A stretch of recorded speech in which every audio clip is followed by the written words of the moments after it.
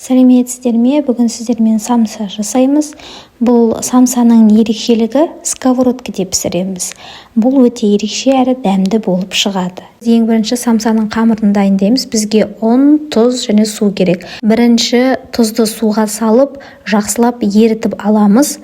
Ерітіп болғаннан кейін ұнның үстіне суды құя отырып, қамыр илейміз. Қамырымыз орташа жұмсақ болуы керек және июі қану үшін бетін жауып, сәл 5-10 минутқа қалдырамыз. Одан кейін қамырымызды 4 бөлікке бөлеміз және 4 бөлікке бөліп болғасында оның июін қандырып қоямыз. Одан кейін қамырдың барлығын, осы 4 бөліктегі қамырдың барлығын жайып шығамыз.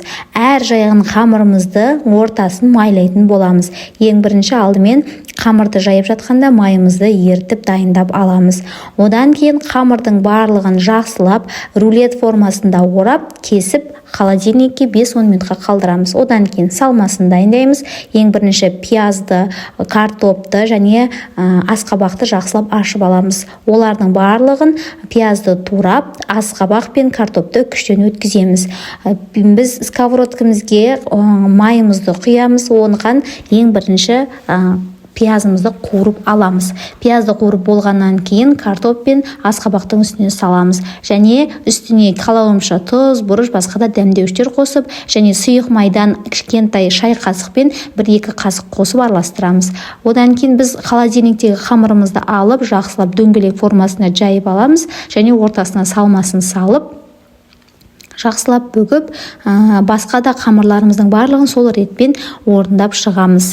Және енді біз табамызды жақсылап щеткамен майлап аламыз және оған біздің осы жасаған самсаларымызды қойып, бетін жауып 10-15 минутқа қалдырамыз. 10-15 минуттан кейін тағы біз екінші бетіне аударамыз. Одан кейін екінші бетінде 10-15 минут қойып пісіріп аламыз.